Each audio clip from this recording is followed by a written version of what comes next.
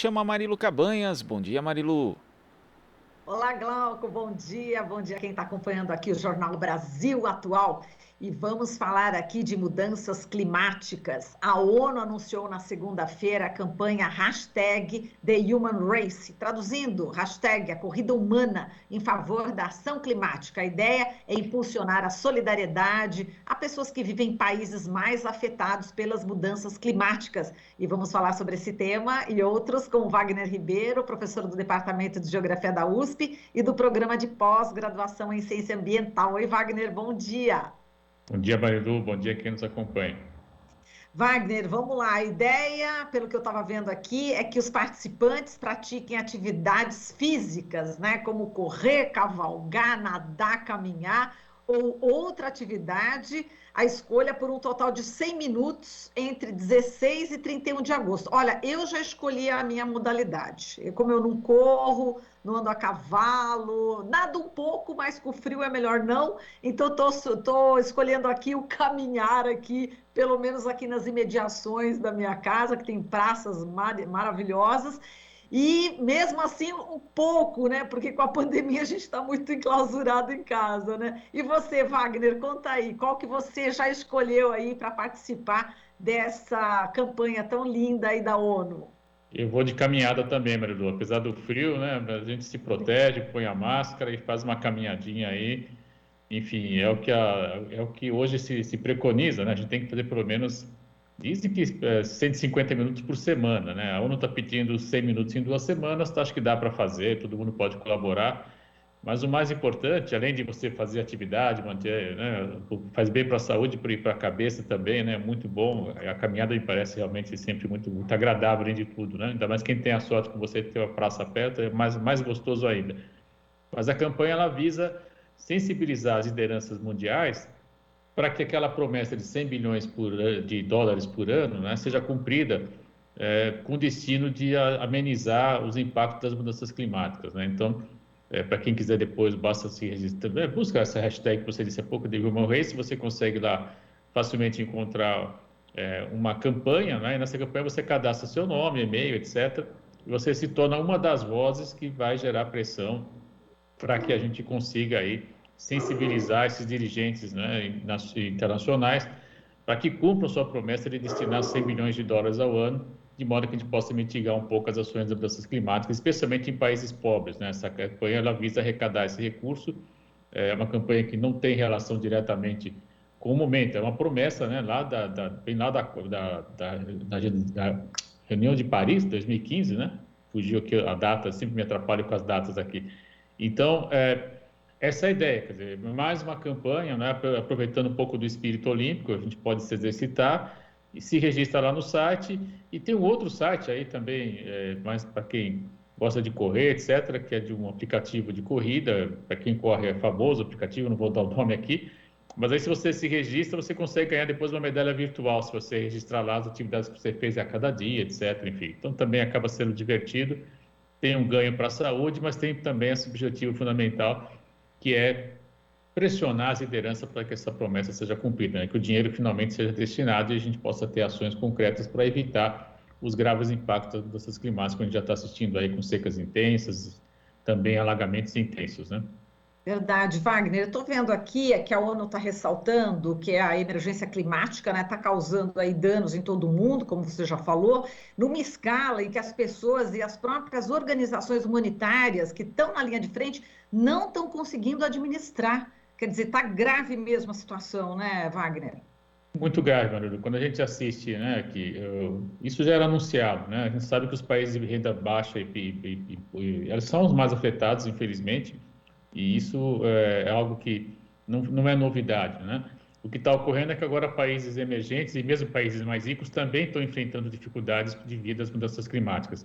E isso gera uma preocupação porque se ocorrer como está acontecendo com a pandemia e eles resolverem cuidar de si próprios para depois ter uma ação solidária com o resto do mundo, de fato podemos ter implicações bastante graves, né? Então essa campanha parece que ela vem em boa hora, que é para lembrar que tem um compromisso anterior de destinar esse recurso para que os países mais pobres possam se enfrentar as mudanças climáticas, até porque eles não são os responsáveis pelas mudanças climáticas, né? Nós sabemos já de longa data, foi uma posição, por exemplo, que o Brasil defendeu durante muitos anos na Ordem Ambiental Internacional das Mudanças Climáticas, que é justamente responsabilizar quem emitiu mais gás de efeito estufa primeiro, né? Porque é evidente que esse gás foi emitido lá desde a Revolução Industrial, enfim, a gente tem aí alguns séculos de emissão, os países centrais foram quem acabaram emitindo mais, então é razoável que eles hoje ainda sejam mais responsáveis. Embora é evidente também, e é verdade, que já nos últimos anos você tem aí China, Brasil também, mesmo Índia, com grandes emissores, mas é uma coisa bem mais recente comparado, por exemplo, com os Estados Unidos da América, países da União Europeia, etc. Então, mas de qualquer modo, lembrá-los, né, desse compromisso e dizer ao mesmo tempo que precisamos fazer algo rapidamente, né? As mudanças climáticas já estão aí, os efeitos são bastante sérios, né? As cheias recentes aí na China, mesmo países europeus, no Canadá, as temperaturas elevadas. Agora, esse frio intenso que a gente está assistindo no sul-sudeste do Brasil, por exemplo, chegando inclusive o fenômeno da friagem, né? Chega até a Amazônia. Enfim, são efeitos que, não que sejam novidade, né? Mas estão sendo agravados, se tornando mais intensos e mais frequentes, Marilu. Isso que traz muita preocupação, porque, e aí o alerta da ONU é preciso, né? Quer dizer, quando você tem um evento climático intenso, com muita regularidade, você passa a não ter capacidade de resposta, né? Não tem defesa civil que dê conta, por exemplo, de cheias intensas recorrentes, né? Não tem sistema de saúde que consiga absorver, por exemplo, problemas de saúde relacionados a intensas frentes frias, enfim, você começa a ter dificuldades grandes. Acho que a pandemia, pelo menos isso, deixou todo mundo consciente, né? Nós temos que ter uma capacidade de resposta, e essa capacidade não é rápida, ela não é construída de um dia ao outro, e ela é cara. Por isso que esses 100 bilhões de dólares ele é fundamental para ajudar, principalmente os países de renda baixa, a ter uma maior capacidade de resposta a enfrentar esses desafios, que são realmente grandes. Exatamente. Então, essa campanha visa justamente pressionar esse investimento de 100 bilhões de dólares, justamente para tentar evitar esses estragos das mudanças climáticas, é isso? Exatamente, né? Como se sabe que eles serão recorrentes, serão frequentes, né? A ideia é ter todo ano aí, pelo menos, um período de 100 bilhões de dólares para justamente destinar esse recurso para os países. E aí, o que se faz com esse dinheiro? Por exemplo, obras contra enchente, né? Você pode remover população que está em zona de alta periculosidade, sujeita a alagamento, sujeita a escorregamento de vertente, por exemplo. Você pode fazer obras que amenizem situações de escassez hídrica. Enfim, você pode realocar, muitas vezes, né, investimentos que estavam previstos para energias como baseadas em carvão, e estimular energias alternativas, como eólica, solar, enfim, né, mesmo energia de maré. Então, é um recurso que ele tem aí múltiplas possibilidades de uso, para que a gente possa enfrentar com mais, eu diria, com menos dificuldade, esse quadro que já está se mostrando realmente muito agudo, né? Então, para quem tem dúvida de mudança climática, etc., acho que, infelizmente, os últimos anos têm mostrado que esse fenômeno já está aí. Os colegas mais especialistas em mudança, que a gente chama de ciência do clima, né? Eles dizem que não há nenhum minuto mais a esperar, né? Nós temos que ter ações drásticas, rápidas, e que já passou, de fato, o momento de discutir o que fazer. É preciso fazer, né? E para fazer precisa de recurso. Quem tem recurso são os países centrais, é preciso, então, passar esse chapéu, sim, acho que não há outra forma, e, ao mesmo tempo, por meio de uma campanha como essa, que estimula a atividade física, acho que me parece uma boa combinação, né? Em nos Jogos Olímpicos, a gente poder aí também ter alguma atividade, se cadastrar no site, de alguma maneira está pressionando, está ampliando aí as vozes, pedindo, né, que os países cumpram uma promessa. Eles prometeram, então agora precisa fazer esse recurso chegar. Muito bem. Você estava falando de energia de maré. Como é que é essa energia da maré? É muito interessante, Marilu. Os países mais desenvolvidos aí é a França nessa questão, e ela, você coloca, na verdade, um sistema coletor, né? A maré ela vai e vem todo dia, né? Tem alguns lugares que ela é muito intensa, por exemplo, no Maranhão você tem algumas áreas, a Praia da Raposa, por exemplo, né? Perto de São Luís, chega a 7 quilômetros de recuo. Então, você aproveita o próprio movimento da maré, que vai e volta, para você gerar energia. Você coloca lá umas pás e ela acaba movimentando, girando, e com isso você tem geração de energia elétrica, por exemplo. Essa é uma tecnologia que tem sido aplicada, já, especialmente na França. O Japão também tem algum desenvolvimento mais sobre isso. A Holanda tem algumas experiências também, embora eles tenham uma maior dificuldade, porque eles estão abaixo do nível do mar, mas é muito curioso, porque apesar disso eles conseguem também usar, porque esse aparelho aproveita, na verdade, o movimento natural do mar. O mar ele vai e vem todos os dias, nós sabemos disso. Não precisa, como você ter nascido em Santos para saber disso, né? O mar vai e vem todo dia, e é aproveitar esse vai e vem da maré, né? Em algumas áreas, algumas localidades, elas são mais propícias, justamente porque você tem ou uma profundidade maior, evidente, porque se o mar recua 7 quilômetros, você imagina o volume que ele está transportando de água a cada dia. E aproveitar esse vai e vem natural para você gerar energia quando ele recua e quando ele volta, né? Em linhas muito amplas, é isso aí. E é claro que isso tem algumas implicações paisagísticas, né? Então você não pode colocar um monte de sistemas desses na beira da praia, etc.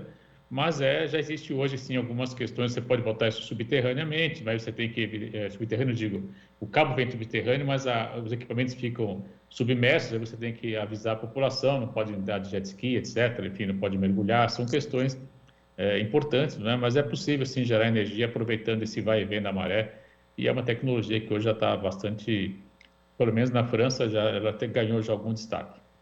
Muito bom. E Wagner, a gente está falando aqui de mudanças climáticas no mundo. Agora vamos abordar um pouquinho aqui a situação no Brasil. Eu estava lendo uma notícia com informações aí do Instituto Nacional de Pesquisas Espaciais, o INPE, né? Que não é nem a Amazônia, nem o Pantanal, nem o Cerrado que está registrando aí o maior número de queimadas neste ano. É a Caatinga. Explica para a gente, Wagner, por que isso está acontecendo? Veja, Marilu, já é de novo uma implicação aí que pode estar relacionada à mudança climática, né? Porque nós estamos assistindo, na verdade, o inverno aqui para nós é justamente o período chuvoso no Nordeste, né? Eles chamam de inverno o período chuvoso.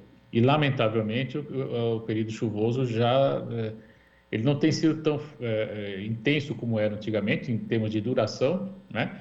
E esse ano, por exemplo, ele já acabou, né? Várias localidades não estão mais com chuva, especialmente no semiárido, onde você tem a ocorrência da caatinga. É bom lembrar que esse sistema natural, ele ocupa originalmente, hoje não, hoje atualmente em torno de 11, 12% de todo o território brasileiro, não é uma área pequena, portanto, né? Passa por vários estados. Tem uma importância, sim, embora com menor quantidade, digamos assim, né, de biodiversidade, mas tem também espécies que só ocorrem na caatinga. Infelizmente, esse cenário de seca, né, está levando a maior incidência de focos de queimada, né? E isso traz muita preocupação, porque nós estamos falando de um sistema natural que já é em si um pouco mais, digamos, menos resiliente, né, às condições climáticas. Então, você tem aí um solo mais empobrecido, menos pluviosidade, agrega a isso o fogo intenso, você tem de fato um empobrecimento muito grande do solo, levando aquilo que a gente chama na literatura de desertificação, né? Que é justamente você ter, ainda aqui numa área tropical, né? A transformação de uma área natural em um deserto. O que é o deserto? É quando você não tem precipitação, quando o solo não tem mais capacidade de sustentar uma planta. E isso é muito preocupante, né?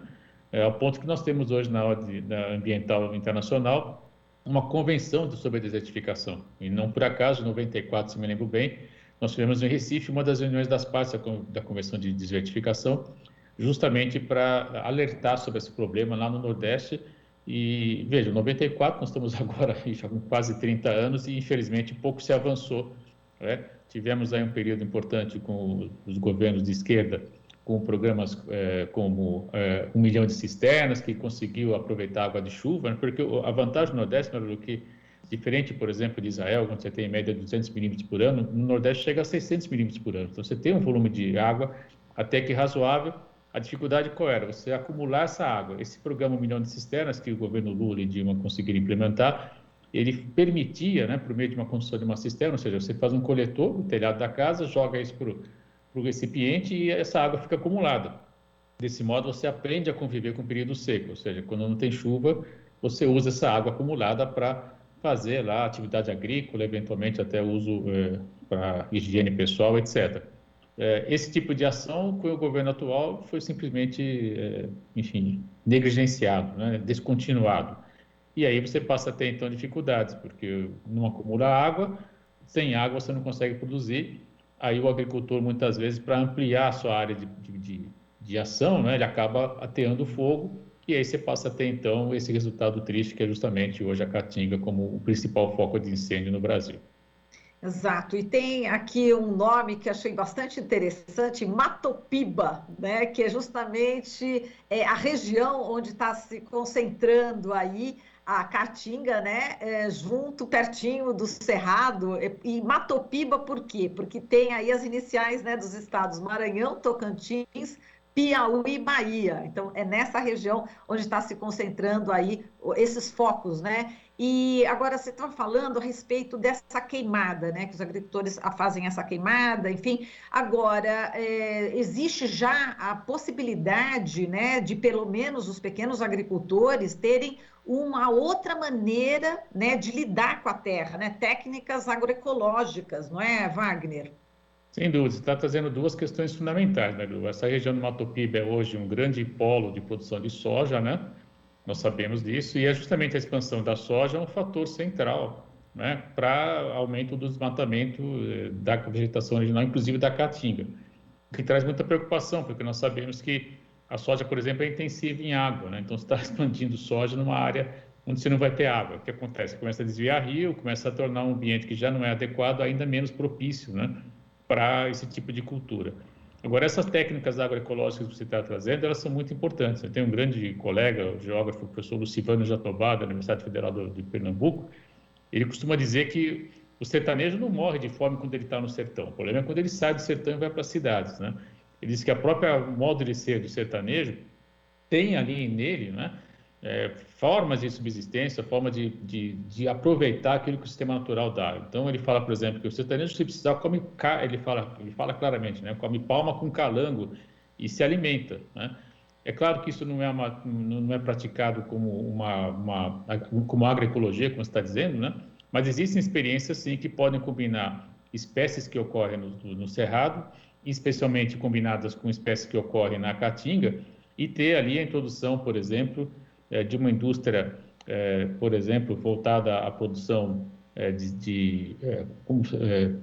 não é suco pronto, como chama aqui, quando você faz um concentrado, né, de algumas frutas, por exemplo, né, que é bem diferente de você introduzir, como a gente vê em Petrolina, né, em Pernambuco, cultivo de espécies que demandam muita água, né, por exemplo, exportação de abacaxi, mesmo melão, né, não é uma espécie adequada. O falecido professor José Pissarro falava isso. Adianta você introduzir melão para produzir na caatinga, você não tem água, né? E é uma fruta intensa no sentido de que precisa de muita água. Então, essa prática agroecológica, ela procura justamente aproveitar o potencial das espécies nativas para, a partir dali, você ter, então, a introdução combinada com outras espécies, né? Então, a roça, né? A produção da mandioca associada a algumas espécies, de modo que você consiga garantir o autossustento e, ao mesmo tempo, extrair renda, né? Gerar renda a partir, extrair renda do solo, né? Gerar renda para o trabalhador e conseguir aí agregar valor e, ao mesmo tempo, introduzir, né, novos hábitos alimentares na população em geral, não apenas de quem está lá na caatinga. Existe sim essa possibilidade, tem algumas ONGs que fazem um trabalho muito importante nessa direção, já de alguns anos, inclusive. Enfim, e aí algumas universidades também têm muita boa pesquisa sobre essa questão. Então, é possível sim.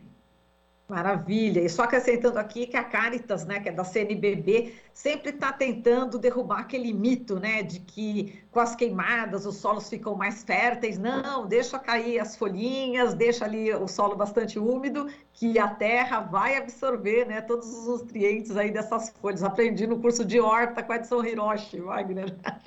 A gente aprende essas coisas. É importante manter o solo úmido, né? Sem dúvida, muito importante. Numa área onde você tem pouca chuva e a insolação é muito intensa, que é o caso da região semiárida, né? Qualquer umidade tem que ser preservada. Então, de fato, a cobertura, que a gente chama de serrapilheira, né? Esse volume de folhas, é fundamental, sim. Precisa manter isso lá mesmo. Tá certo, Wagner. Olha, forte abraço para você e vamos lá, hein? Caminhando aí para entrar vamos caminhar pela emergência climática. Valeu, então, Wagner. Um beijo para você. Até mais. Até a próxima semana. Tchau, tchau. Falamos aqui com Wagner Ribeiro, professor do Departamento de Geografia da USP, do Programa de Pós-Graduação em Ciência Ambiental. Aqui você ouve as notícias que os outros não dão. Jornal Brasil Atual.